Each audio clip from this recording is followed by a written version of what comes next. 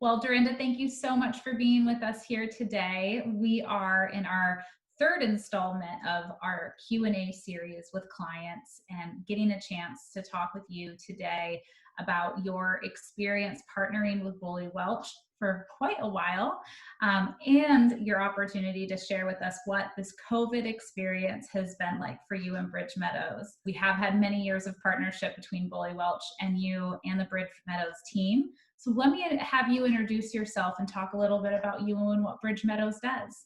Sure thing. Thank you so much for having me, Amy. So I am the executive director of Bridge Meadows, and Bridge Meadows creates communities with a very special purpose. And our purpose is to help children who've experienced foster care have forever families and the love of many elders who serve as supportive grandparents or elders and mentors and just people to care about them in our communities. So they're intergenerational communities where everybody matters and everybody has gifts to share. So we have our first communities in North Portland, our second one's in Beaverton, our third one all the way in Redmond, Oregon, and we have a few more on the drawing board. What you guys are doing is so beautiful. Thank you. I feel very blessed every day. And I was blessed to grow up with my grandmothers being very important in my life. And so I know the power of having elders in your life to cheer you on, to be there when things don't go the way you'd hope they'd go, and just to be there as a safety net for you. Absolutely. I had a similar experience. My grandparents, who I'm lucky are still with me and still very active in my life, but are more or less who raised me, and my life would not look the same without them. When I think about the role model that I've guided my life towards, every piece of it comes from the representation that they had and who they were. So I agree and find that to just be such a beautiful thing that you guys have created, and excited to see the third location open, which is not too far away. Yes, we're going to break ground in early September, virtually, but we'll still do it. Very different these days. Let's start with talking about what leadership has looked like for you recently.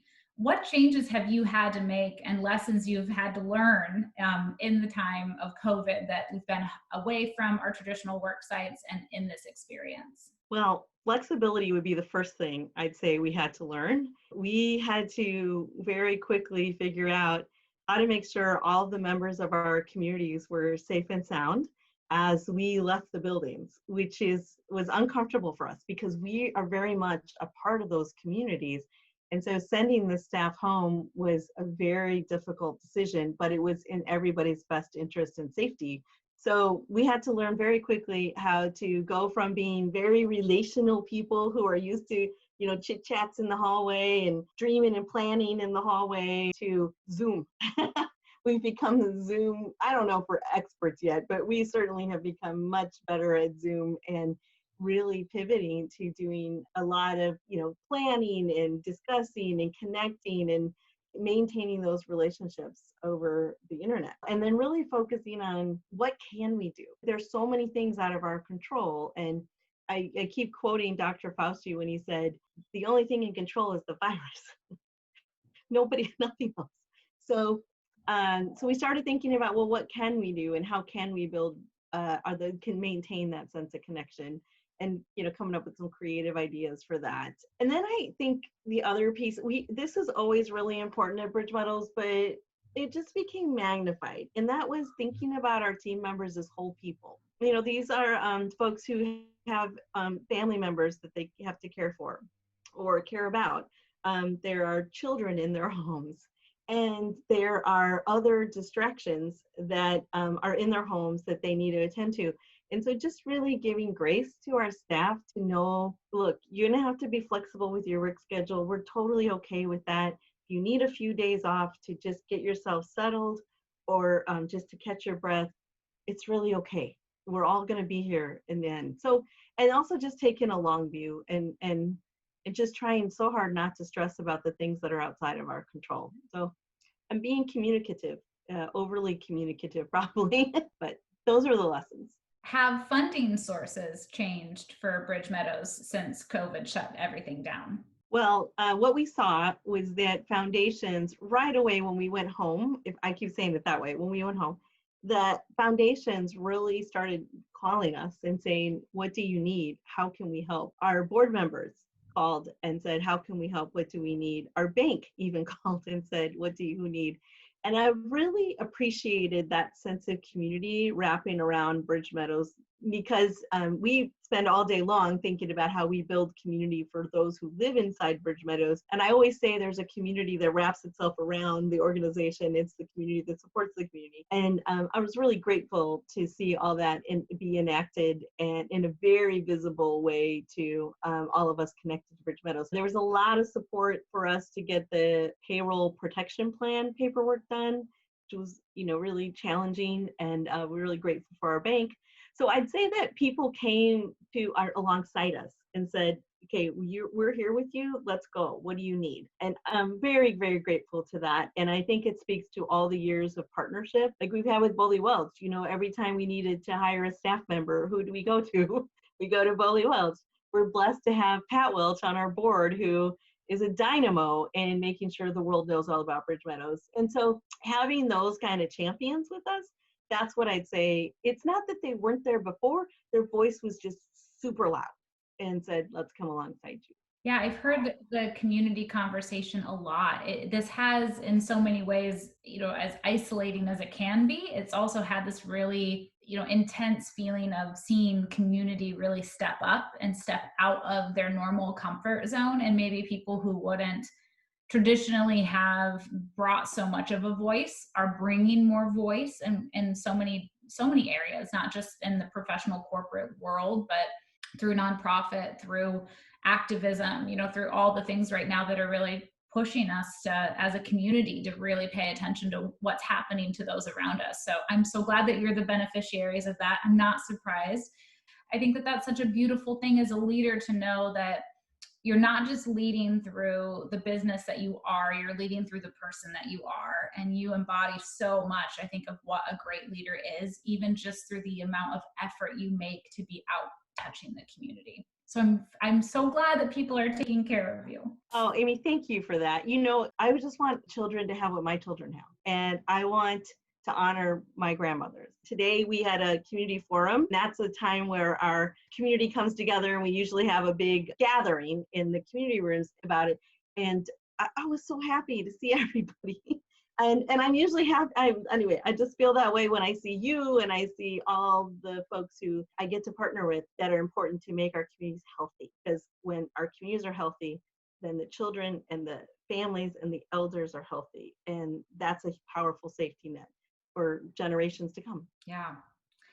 Well, how have you had to pivot the business model, either around giving, if that looks different, or wherever you've had to pivot? Please tell us a little bit about that.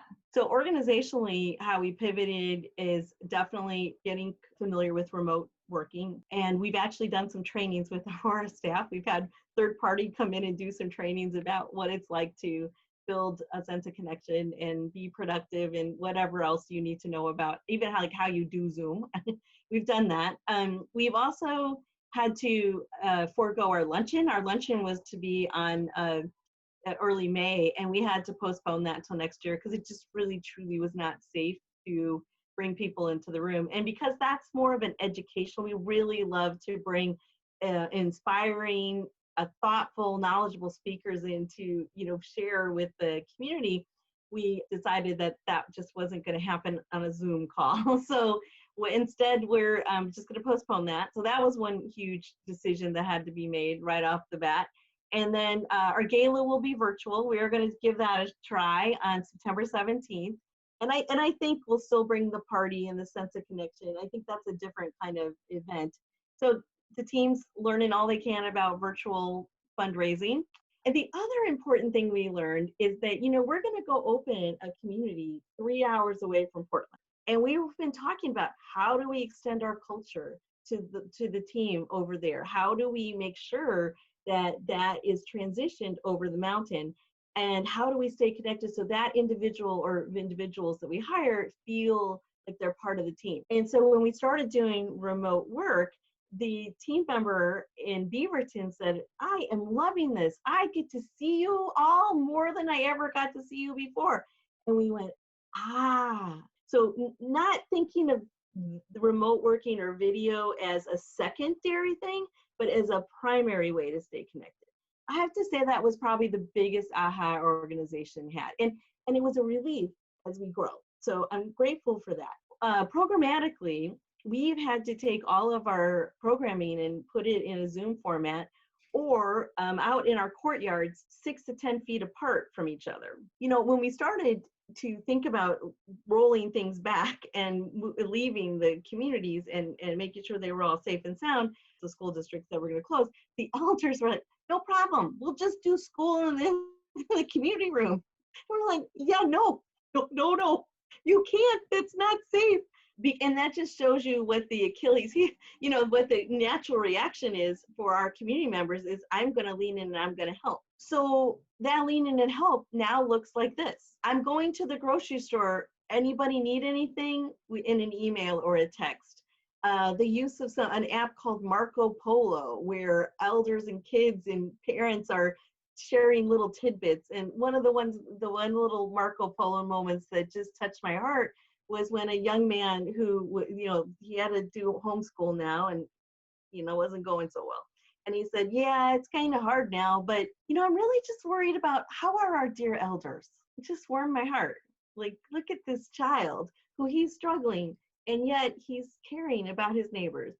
And so, you know, there's been doctor's appointments where they take each other. There's been food dropped off at doorsteps. And it just shows you that we really, truly can be good to our neighbors, that we can be good to one another.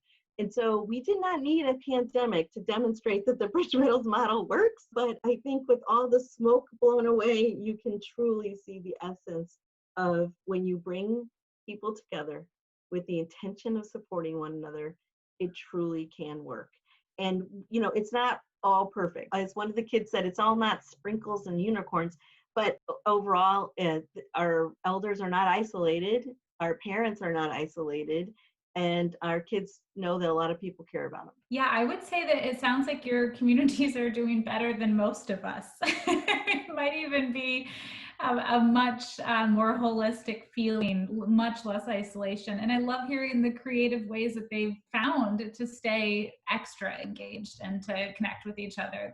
That's wonderful. Yeah, when that little guy was struggling with school, one of the elders stepped in and said, I'll read with you, but we're going to sit 6 feet apart. And not only did she read with him, she did research about the era that they were reading about. So it just enriched it more. It's beautiful. It's wonderful. And as things continue to evolve and things open up more, or there's, you know, changes that allow people to come together, what an amazing group to really see like how much deeper and how much more connected that allows them to go from here. All right. Next question. Here we go. Has there been a change in the needs of the communities that you serve since all of this started? Oh, yes. Really attacking the social isolation issue. These are folks who are used to being there to support each other. You know, the elders supporting the parents with, like I was just sharing, the mentoring and the elders not getting socially isolated, because we know how dangerous social isolation is. And so really encouraging people that if you can't do it like you did before. You can't just walk down the hall, have a cup of coffee and together and sit in the community room. But what can you do? You can wave across the courtyard. You can be on the phone and do that. You can sit 6 feet apart. Please always wear your mask. The best ideas are going to come from the community members because they're living it. The safety and the social isolation are been the two things that I'm paying attention to as the leader.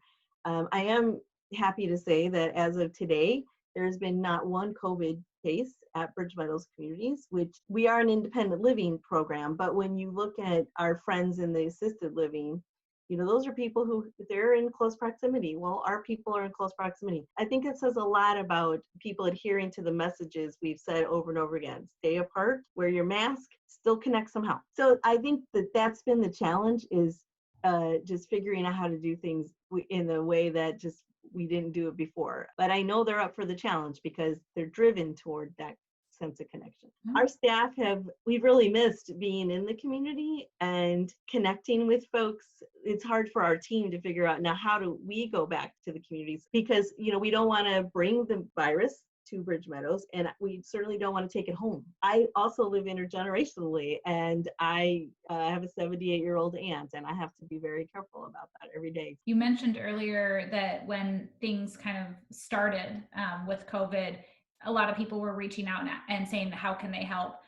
I'm guessing that for people who watch this video that maybe didn't know about Bridge Meadows or didn't know about you, would have that feeling of what can I do to help? How can those of us out in the community help Bridge Meadows? Is there something that, although we can't be involved in the community in person, is there something that you would like to see or that we could do to support you guys through this? Truly, it's about sustaining not only the nonprofit of Bridge Meadows, but any nonprofit that speaks to your heart. Right now is a time if you can give, to give, and trust that the nonprofit is going to do well with that money. Right now, it's very difficult for us to accept items. We really can't do that. It's not safe for us to do that.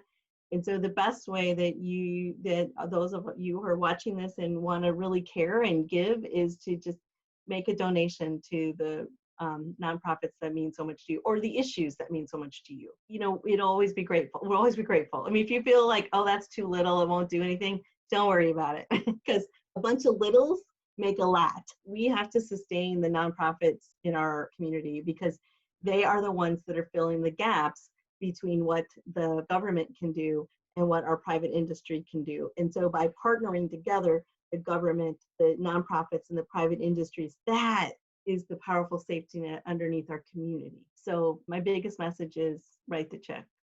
Yeah, I got to attend the luncheon last year, and it was incredibly powerful. I mean, it's clear that you pick, who you bring in is there to really, bring this message to a place that hits the heart. It was powerful to be in that room. And I'm sad that that didn't get to happen this year for you guys. And I know that there's a lot of fundraising that does come out of that. So I'm certainly happy to use this as an opportunity to talk about that, so that you along with many nonprofits that had to shut down their luncheons, their dinners, their galas, that are right now holding on for dear life, doing everything they can to stay afloat, to support the communities that they are serving, whatever that looks like. It's very important. Yes, thank you for that opportunity. Thank you. Well, we're coming to a close here, and as is tradition, I've been asking each person to make a crystal ball prediction around what you see for your industry, or for maybe even a little bit of Bridge Meadows as you look forward, say over the next 6 months to a year. You don't have to look too far out into the crystal ball, but what do you think is going to happen from here? What changes do you see coming? Well, the first thing I see is that nothing like a crisis to share with you what is so important in your life. I think we'll all get so much more clear about where we spend time, how we share our resources, and who is in our life. I have seen people go back home to be near family, and I have seen people make career changes. I think what's happening is people are getting really crystal clear about what is important. And I think that's going to continue. That's number one, I think will happen.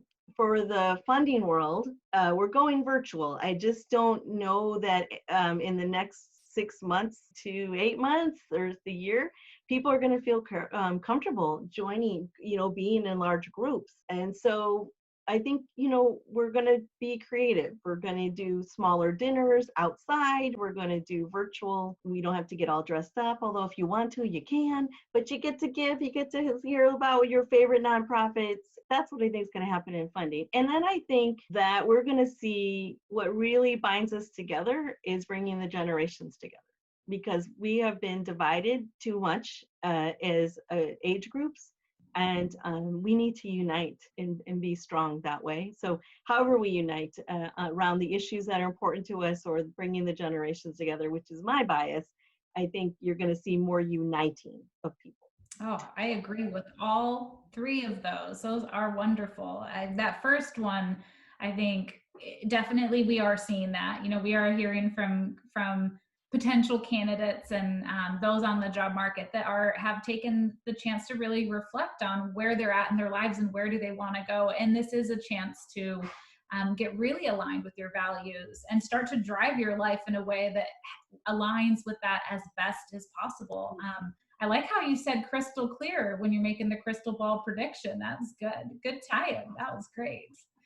And I really hope the intergenerational collaboration, if you will start to be something. I think I can say that I've already seen that. I mean, just in how everybody has had to adapt with a more virtual world, which allows connection in ways that just wasn't there months ago. Now there are more, there's more access and more people involved. And I obviously think that, for what you guys are headed into, the virtual groundbreaking and what you're taking to Redmond is going to be just a beautiful and wonderful extension of what you've built here. I know that the dream is to take this national and to build this out in a way that serves communities all over this country. So I'm excited to watch your journey and certainly to stay in touch. Any last thoughts from you? I just want to encourage everyone to focus on what's important to you and be united. That's what's going to heal us all. Oh, well said. Well, thank you so much for your time today. We're closing this out and we look forward to talking with you soon. Thank you, Amy. Bye.